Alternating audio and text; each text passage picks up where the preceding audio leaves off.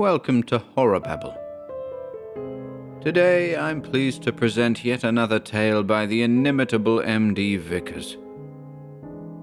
Quite simply, 'tis the story of a terrible old man who caused just as much trouble in death as he did in life.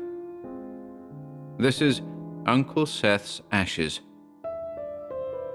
I hope you enjoy it.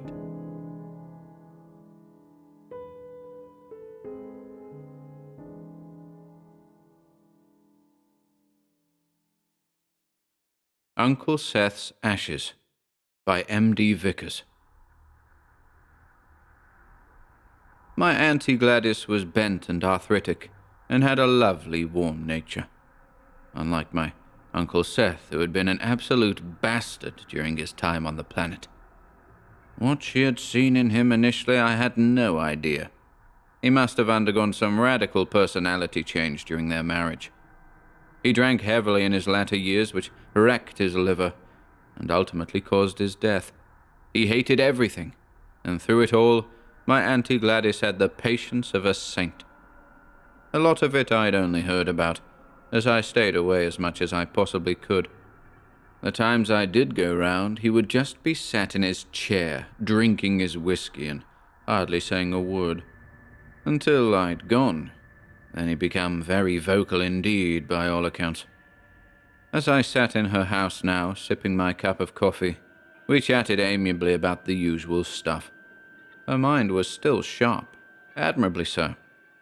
Then she brought up the subject of my recent decorating job I'd done in her front room. Several months after my uncle's death, she'd decided on a little spruce-up. She'd asked me, and I'd agreed to do it. Not that I actually was a painter and decorator. I was a paramedic. She mentioned some mold that had appeared on one of the walls, and she was worried that it would aggravate her asthma, not that she ever went in there much.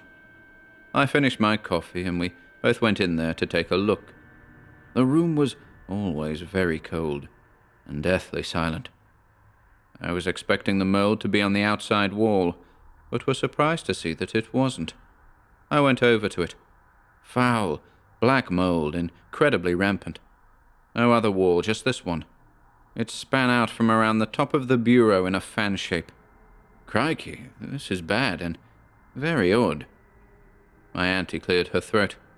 It is, isn't it? I don't understand how it's so bad on that particular wall. I was feeling the wall gingerly. It didn't seem damp. The room was cold, granted, but it couldn't solely have caused this. And it wasn't in an alcove either. If you get me some soapy water, I can probably wipe the worst off for now. Maybe treat it with something later. If you could do that for now, lovey, that would be okay for now, thank you. Just my chest, you see. I only come in to dust occasionally, but my life, it looks so unsightly. This little task got underway, and although still unsightly, at least it looked a little more aesthetically pleasing. She rang me a day later, shortly after I'd finished my shift. The mold was back, and worse than before. This wasn't her main topic, though. She'd asked me to get her a few bits and drop them off. The mold seemed just an afterthought, though I knew it would be playing on her mind a bit, as she was a very clean person. I told her I'd get her bits and pieces and call round after my dinner. I got there and put her milk and butter in the fridge before going in the front room. The mold was indeed back and looked hideous. I couldn't quite believe the rapidity of it. We'll have to get someone in, Auntie, to have a proper look at it, I think. You okay with that? She said she was, so I told her I'd look into it. An old schoolmate who I still kept in touch with did damp-proof courses, so I asked him about the wall for any advice. He agreed it sounded odd, and offered to pop round and have a look the day after. I got a call from my auntie a couple of days later. She sounded distressed, and it was difficult to understand her at first. I told her to calm down, and she took a few deep breaths to level herself.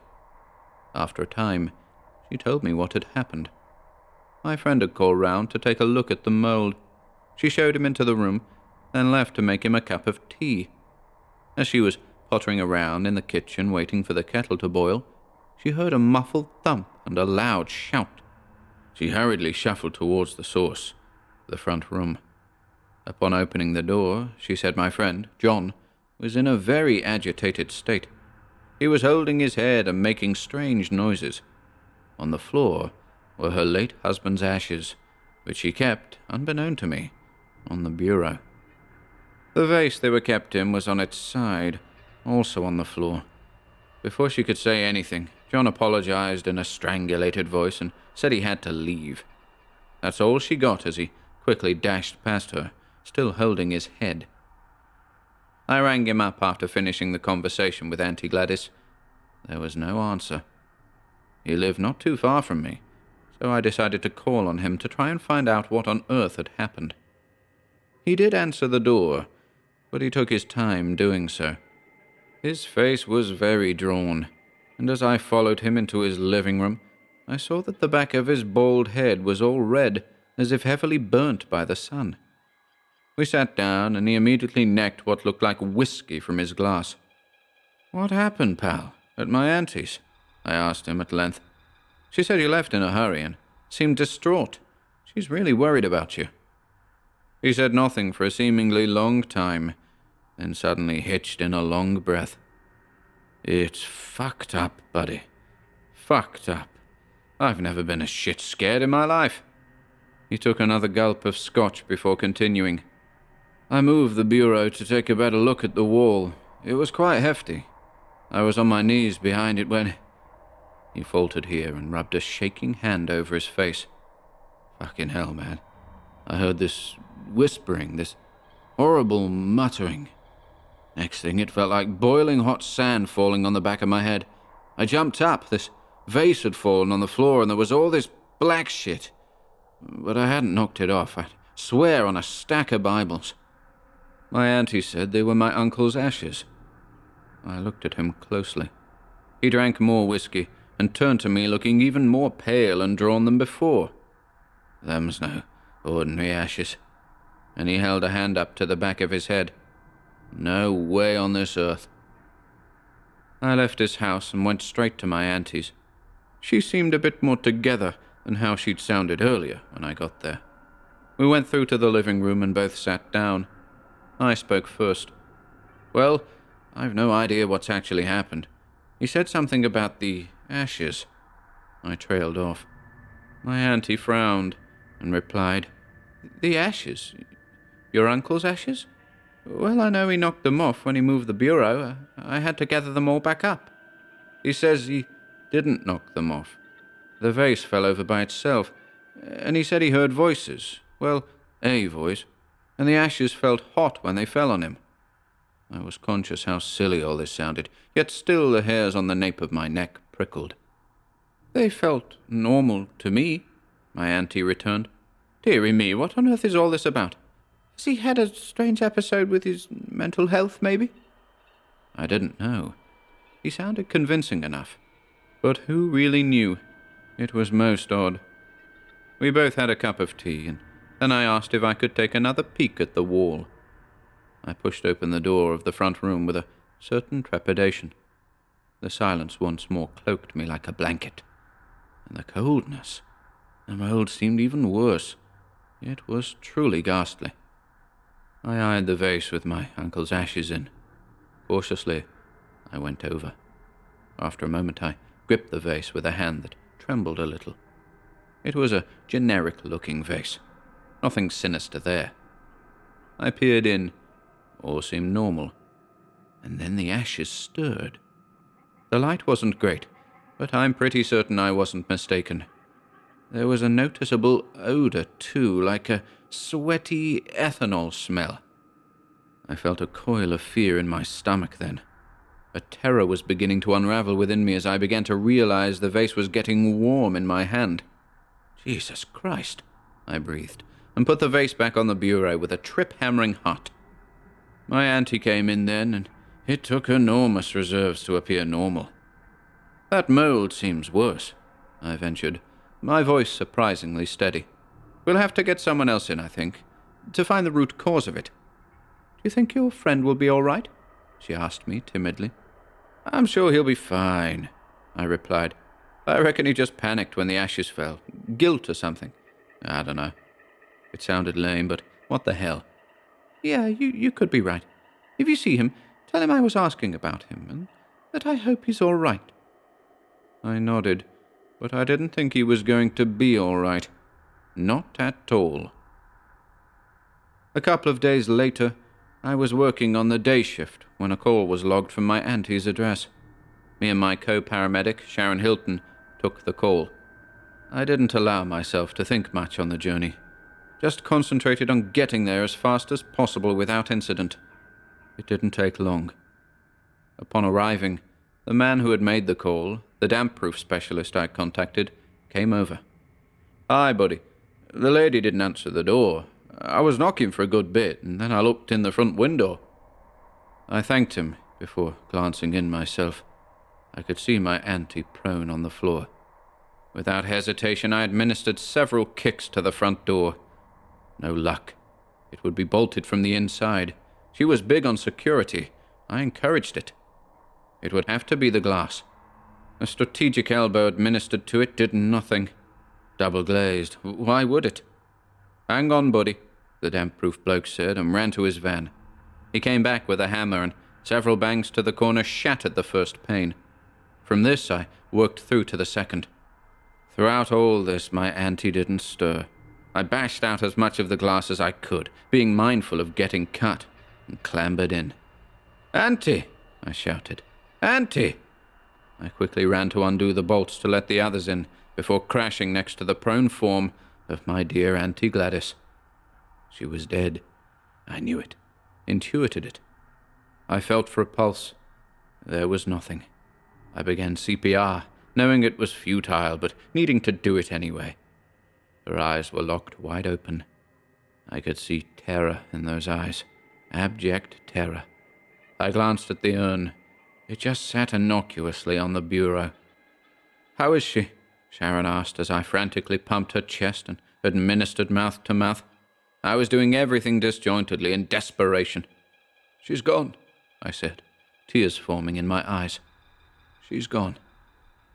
Rigor was already setting in, making my actions feel even more futile. "Listen, I'm really sorry, pal." Mr. Dampproof had placed a hand on my shoulder. I told him thank you and stood up. The room felt even colder with the window smashed. "You go, buddy. I'm sorry to have troubled you." "Hey, no way, pal. You haven't. I'm just so sorry." He gave my shoulder another pat, and he left. Sharon gave me a hug then. I hugged her back, tears flowing now. We did what was necessary shortly after. After her funeral, I went round to her house. I'd had a few drinks and was feeling sad and nostalgic for old times. The service had been nice. She had no children and very few relatives aside from my mother and father. My mum had Alzheimer's and wasn't in great shape herself, although she had managed to attend the funeral along with my dad. I entered the house and was immediately assailed with a quiet dismay. The front room door was pushed open. My dismay increased. I felt like crying again. I walked over to the bureau. The mold on the wall now was actually giving off spores that you could see in the shafts of sunlight. I grasped the urn and peered in. "You old bastard," I whispered. "You did this. You killed her from beyond the grave." I coughed as the mold spores grew thicker, deadly to an asthmatic. A soft, menacing chuckle sounded then, and the ashes were stirring. The sharp smell of ethanol mingled with the vile smell of the mold. With a ball of dread in my stomach, I spat into the urn. "You old bastard," I repeated. The urn was getting hot, as if I'd enraged him. Upstairs I ran, still clutching the hideous vessel. Without overthinking anything at all, I poured the ashes into the toilet and slammed down on the flush jubilantly. "With the shit where you belong," I breathed, every muscle feeling like it was trembling violently. The toilet resettled itself. There were still ashes floating around in there. I flushed again, and then again, and then again. A year has passed. My auntie's house had been left to me. I should put it up for sale, but I just can't bring myself to do it. I hardly go back now. I can't handle the feelings I get there. My drink problem resurfaced shortly after she died. I eventually went back and sought treatment before it got too out of hand. I have my auntie's ashes in my house. They give me comfort. Now, whenever I feel like a drink, I go and sit with my auntie. I even make her a cup of tea along with mine, just like old times.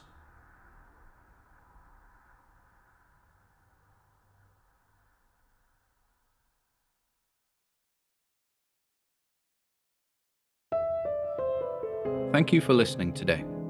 If you'd like to support our work here at HorrorBabble, be sure to check out the video description below, where you'll find links to our Bandcamp and Patreon pages, our merch store over at Teespring, and further information relating to our releases on Audible, iTunes, and Spotify. And until next time,